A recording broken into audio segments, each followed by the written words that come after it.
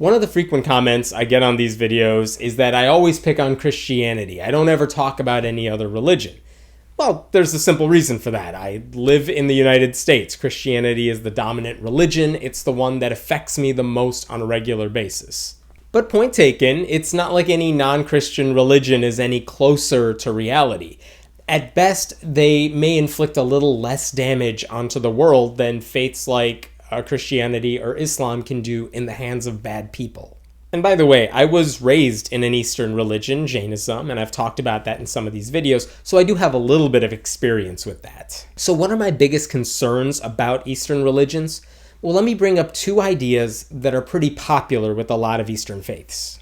Many Eastern religions believe in the idea of karma, that what you do now is going to come back to you in the future. You know, if you're really nice now, you're going to be rewarded for it later on. And if you're an asshole now, then it's going to come back to haunt you.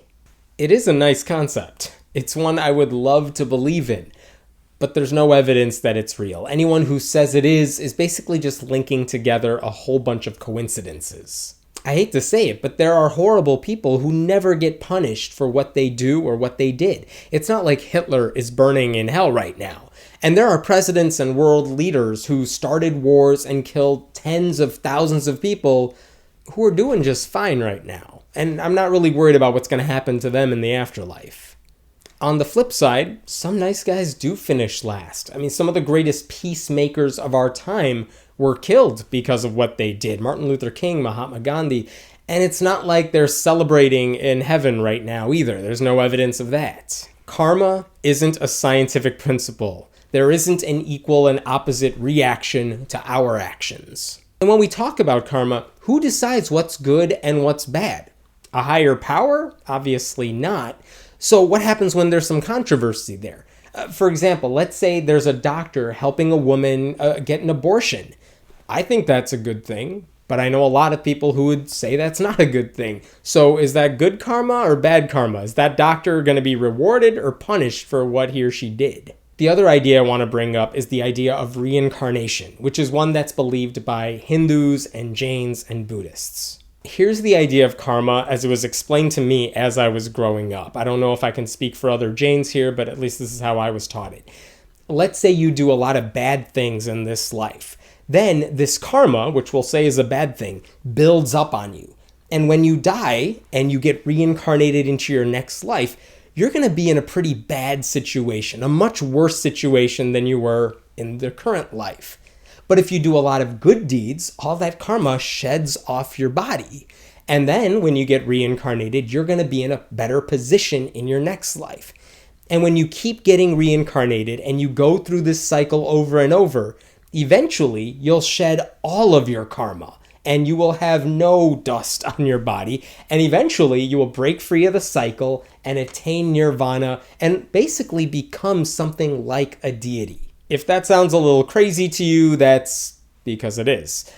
But let me explain the bigger problems with the concept of reincarnation. Again, there's just no evidence for it, so let's get that out of the way. It suggests that children born with some defect, maybe some genetic abnormality or some disability, they brought it upon themselves in a past life. I mean, how horrible is it to blame an innocent child for something they had no control over? There's also never a clear-cut explanation of how long it takes between when you die and when you get reborn. Like, the moment you die, are you being conceived somewhere halfway around the world? Is your soul hanging out in purgatory? Do you get reborn within like a certain radius of where you die? No one's ever explained that one to me.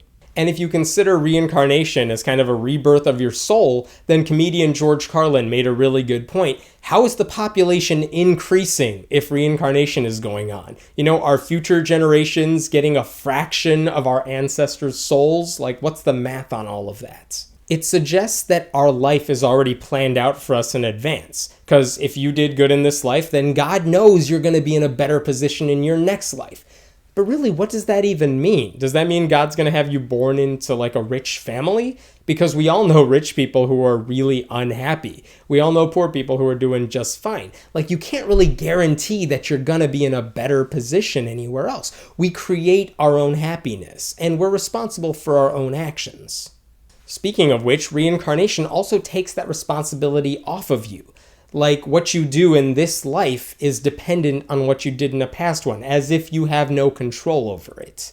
It's the same criticism I have of astrology, as if, the position of the stars on the day that you were born has any impact on who you are as a person. It doesn't. There's no evidence of that. It's silly, it's childish, and anyone who believes in these things needs to grow up. And by the way, I didn't even talk about things like the caste system, irrational dietary habits, and all the superstitions that are abundant in Eastern religions. But I hope this is a good starting point for discussion. My name is Hemant Mehta, and I write at friendlyatheist.com. Leave a comment below, and we will check it out, and don't forget to subscribe.